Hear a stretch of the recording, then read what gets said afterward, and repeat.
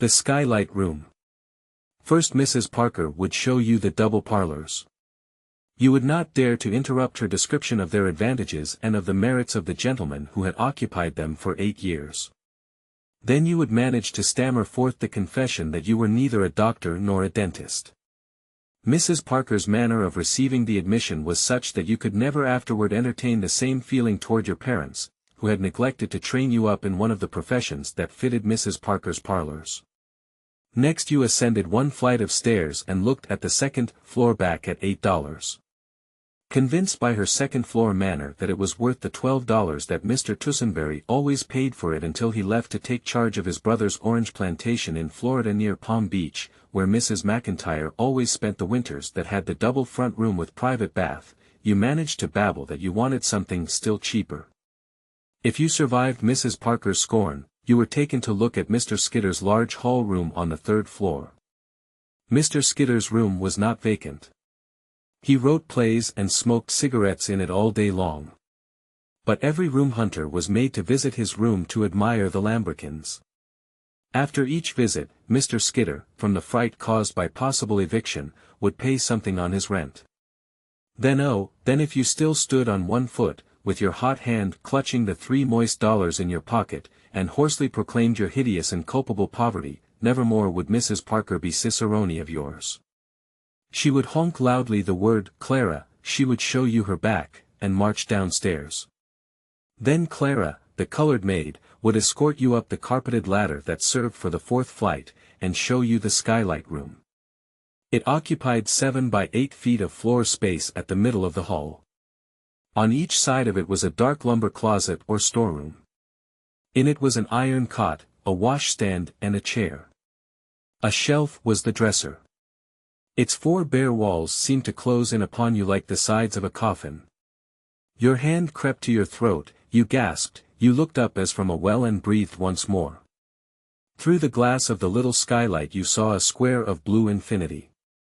$2, Sue, Clara would say in her half-contemptuous, half-Tuskegenial tones. One day Miss Leeson came hunting for a room.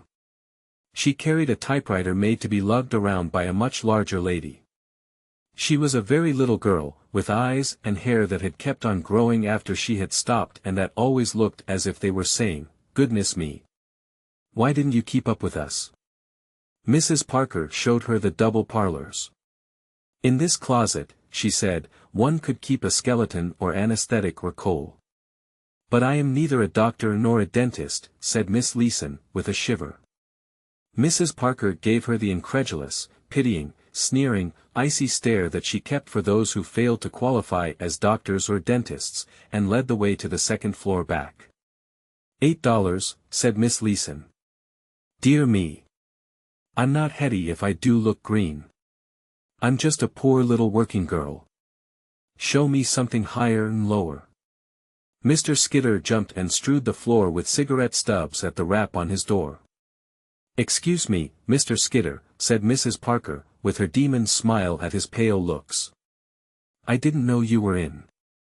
I asked the lady to have a look at your lambrequins. They're too lovely for anything, said Miss Leeson, smiling in exactly the way the angels do.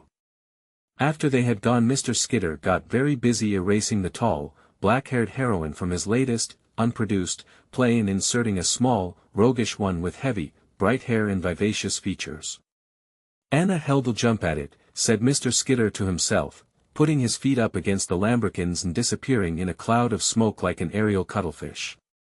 Presently the tocsin call of Clara sounded to the world the state of Miss Leeson's purse.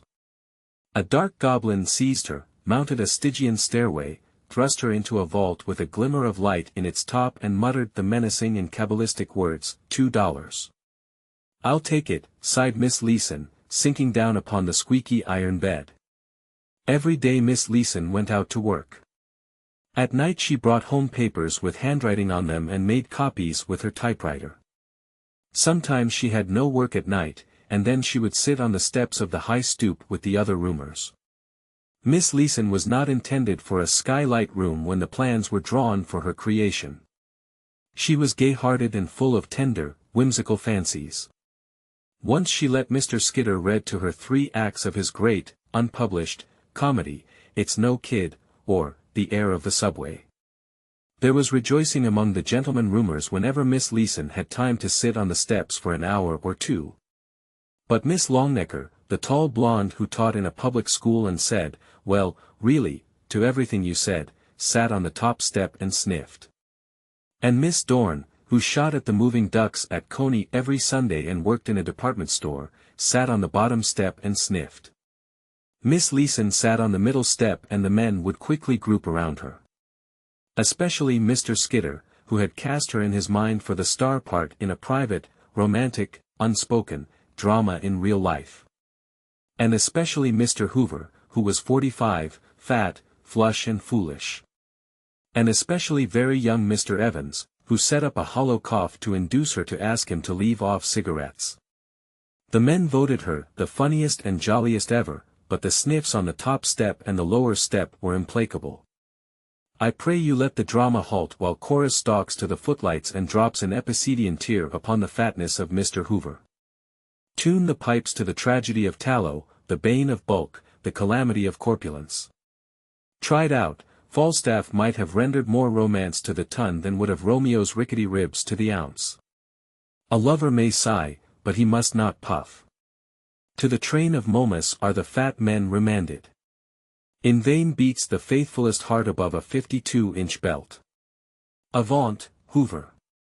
Hoover, 45, flush and foolish, might carry off Helen herself. Hoover, 45, flush, foolish and fat is meat for perdition. There was never a chance for you, Hoover. As Mrs. Parker's roomers sat thus one summer's evening, Miss Leeson looked up into the firmament and cried with her little gay laugh. "Why, there's Billy Jackson. I can see him from down here, too." All looked up, some at the windows of skyscrapers, some casting about for an airship, Jackson guided. "It's that star," explained Miss Leeson, pointing with a tiny finger. "Not the big one that twinkles, the steady blue one near it. I can see it every night through my skylight. I named it Billy Jackson." "Well, really," said Miss Longnecker. "I didn't know you were an astronomer, Miss Leeson." "Oh, yes," said the small stargazer, "I know as much as any of them about the style of sleeves they're going to wear next fall in Mars." "Well, really," said Miss Longnecker. "The star you refer to is Gamma, of the constellation Cassiopeia. It is nearly of the second magnitude, and its meridian passage is—" "Oh," said the very young Mr. Evans, "I think Billy Jackson is a much better name for it." "Same here," said Mr. Hoover, loudly breathing defiance to Miss Longnecker. "I think Miss Leeson has just as much right to name stars as any of those old astrologers had." "Well, really," said Miss Longnecker. "I wonder whether it's a shooting star," remarked Miss Dorn. "I hit 9 ducks and a rabbit out of 10 in the gallery at Coney Sunday." "He doesn't show up very well from down here," said Miss Leeson. "You ought to see him from my room. You know you can see stars even in the daytime from the bottom of a well. At night my room is like the shaft of a coal mine, and it makes Billy Jackson look like the big diamond pin that Night fastens her kimono with." There came a time after that when Miss Leeson brought no formidable papers home to copy. And when she went out in the morning, instead of working, she went from office to office and let her heart melt away in the drip of cold refusals transmitted through insolent office boys. This went on. There came an evening when she wearily climbed Mrs. Parker's stoop at the hour when she always returned from her dinner at the restaurant. But she had had no dinner. As she stepped into the hall, Mr. Hoover met her and seized his chance. He asked her to marry him, and his fatness hovered above her like an avalanche.